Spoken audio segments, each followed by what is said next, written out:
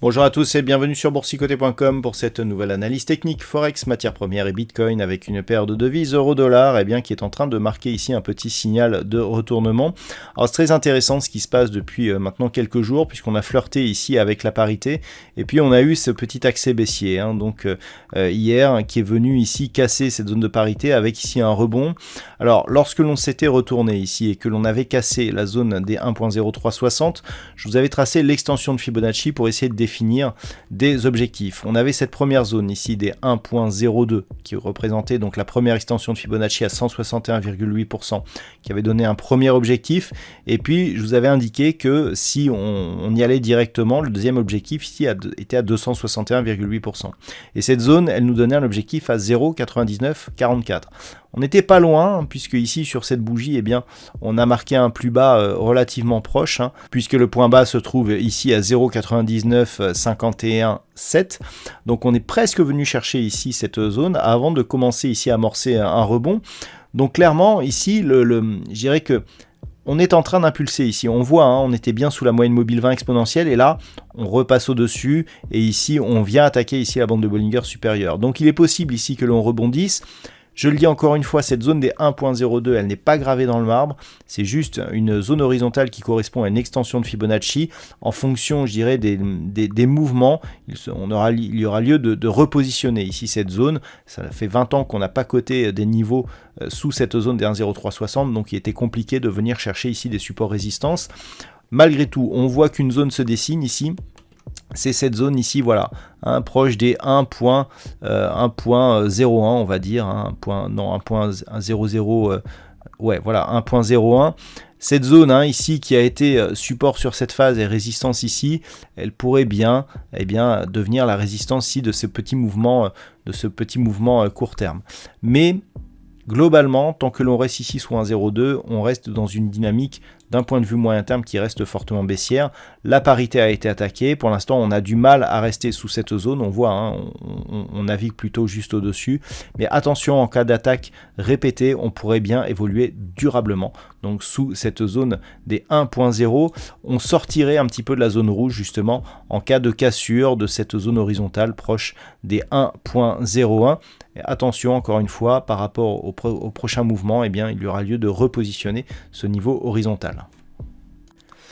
Sur la paire de devises livre sterling contre dollar américain, c'était la zone des 1.20 qu'il fallait surveiller. Donc la cassure de cette zone semble désormais confirmée. On est venu ici chercher un point bas, rebond technique qui a validé la moyenne mobile 20 exponentielle comme résistance. C'est très très net ici sur ce graphe. Nouveau point bas significatif, rebond qui reste encore une fois sous la moyenne mobile 20 exponentielle. On a eu des points bas ici proches des 1.1760. Le rebond technique ici reste sous 1.1860, on avait ici une zone horizontale, mais il semblerait qu'elle ne soit pas encore totalement fiable. Donc on reste ici dans une dynamique de suivi par rapport à la cassure de cette zone des 1.20. On était déjà d'un point de vue moyen terme dans une dynamique fortement baissière. On est tout simplement dans la continuité et la rupture ici de cette zone historique. Alors il faut bien se rendre compte qu'on avait déjà eu une, même si précédemment ça n'était pas arrivé depuis de nombreuses années. Et lorsque l'on avait cassé cette zone, on était venu chercher très rapidement une zone ici de support sur des niveaux proches des 1.1440. C'est ce niveau qu'il va falloir surveiller si les cours ici continuent à baisser. Et s'ils baissent au-delà de cette zone, là clairement il faudra faire attention puisqu'on pourrait encore connaître une nouvelle accélération sur le mouvement baissier. Mais d'un point de vue moyen terme, ici on est en hebdomadaire, on voit bien ici que le mouvement est confirmé et qu'actuellement au niveau même des indicateurs, on voit qu'en hebdo on vient de rentrer en zone de survente, on vient de se retourner au niveau des histogrammes du MACD dans la partie négative, donc on peut clairement continuer sans être forcément dans une phase d'excès de baisse ou je dirais d'exagération. Donc la baisse peut continuer, techniquement en tout cas les indicateurs c'est ce qu'ils nous montrent.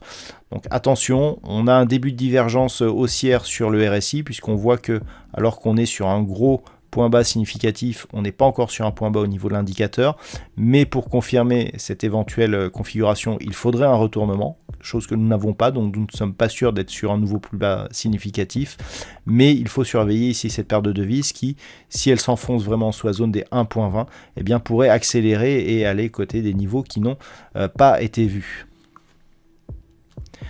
Sur l'or, nous sommes toujours dans une dynamique baissière. L'accélération ici, provoquée par la rupture des 1780.50, eh bien, nous a donné un nouvel accès baissier. On est passé ici sur une zone à 1720, qui était l'objectif, sur la rupture des 1780.50, puis celle des 1758. On a là aussi cassé cette zone. Et désormais, l'objectif, c'est cette zone des 1675 $ l'once. Alors, cette zone, elle est importante d'un point de vue historique, puisque si on regarde un petit peu ce qui se passe, voilà, on avait ici donc la rupture des 1720 qui déjà nous donne un signal de retournement majeur de tendance moyen terme, puisque si on trace, on a quelque chose, alors c'est pas pur, mais ça ressemble un petit peu à une anse avec tasse inversée. Le fait ici de casser cette zone des 1720 nous donne déjà un signal de retournement. On était plutôt sur un biais haussier jusqu'à présent. Si on écarte un petit peu, voilà, on avait quelque chose qui d'un point de vue long terme se neutralisait. Et cette neutralisation, elle se fait justement sur ces points de contact, 1675, ici, ici et ici. Le fait que l'on casse ici 1720 ou sur un point de vue court terme, on a déjà un premier signal de retournement. Si on casse cette zone ici des 1675, là clairement le retournement sera moyen long terme, puisque nous avons ici deux plus hauts significatifs quasiment au même niveau. Si on casse le point bas intermédiaire, alors on ne parlera pas de double top ici, mais ça sera une configuration qui y ressemble, et on pourrait accélérer sur rupture de cette zone ici des 1675 $ l'once. Donc c'est vraiment le niveau qu'il va falloir surveiller. Pour l'instant, on est dans une phase de continuité ici baissière. Il n'y a pas de, je dirais, de configuration d'exagération. Donc, il est tout à fait possible que l'on atteigne cette zone des 1675 $ l'once dès la semaine prochaine. Concernant le WTI, eh bien, on avait une possibilité de changer de dynamique si on cassait ici la zone des 93,50. Pour cela, il faut là aussi prendre un petit peu de recul. On avait ici cette dynamique portée ici par ce petit support. Et on avait établi le fait que cette zone des 93,50, précédemment ici résistance, était devenue support majeur de la tendance suite à cette forte accélération. Et le fait ici que on ait une succession au final de points hauts, eh bien, qui soit plutôt baissière, puisqu'on n'a pas réussi à atteindre le point haut qui avait été atteint ici au début de l'année, au mois de mars. Et on casse ici le support que l'on avait marqué depuis. Donc clairement, même si ce n'est pas encore très net, on a succession de points hauts et de points bas qui devient baissière. Et donc d'après la loi de Dow, on rentre dans une dynamique qui l'est aussi. Donc il va falloir surveiller cette configuration, puisque c'est tout de même assez nouveau et assez inattendu, surtout vu le contexte géopolitique. La rupture des 93,50 n'est pas encore très nette, puisqu'après ici, avoir été validé comme zone de support, on a tenté une cassure, on a presque atteint le niveau intermédiaire des 88 $ le baril, et on a rebondi. La zone des 93,50 a été validée comme résistance, mais depuis, on a recassé à la hausse. Et le fait de le recasser aussi rapidement nous indique que la cassure de cette zone des 93,50 n'est pas si évidente que ça. Donc il va falloir attendre et surveiller un petit peu, mais clairement, d'ores et déjà, tant que l'on ne repasse pas ici sur un niveau supérieur à cette zone ici des 102,70 grossièrement, eh bien on n'aura pas de reprise et donc on restera dans une dynamique baissière avec comme objectif donc 88, puis en cas de rupture, la zone des 84 $ le baril. Puis enfin, on termine cette analyse avec le Bitcoin qui continue à flirter ici avec la zone des 20 000 $ pour un Bitcoin. Donc d'un point de vue moyen terme, on est toujours clairement ici dans une dynamique baissière. Lorsque l'on se rapproche un petit peu, voilà, on constate que, eh bien, on a eu cette phase d'accélération. Je rappelle, 33% de perte ici. On passe de 30 000 à 20 000 grossièrement et aucun rebond technique. On navigue grossièrement sous la moyenne mobile 20 exponentielle. Malgré l'attaque que nous avons eue ici sur la bolle supérieure, on est tout de suite repassé en dessous. Donc clairement, ça n'a rien déclenché en termes de velléité. On reste sous cette moyenne mobile avec une perspective baissière. La rupture ici des 20 000 se fait attendre. On pourrait très bien se stabiliser encore quelques temps autour de cette zone.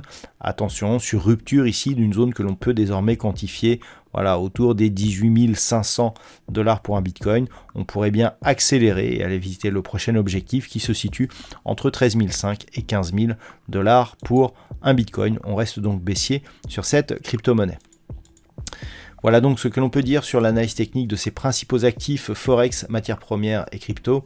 Je vous souhaite de passer un très bon week-end. On se retrouve dès la semaine prochaine pour ceux qui sont là. Pour d'autres analyses techniques, toujours sur le site boursicoté.com.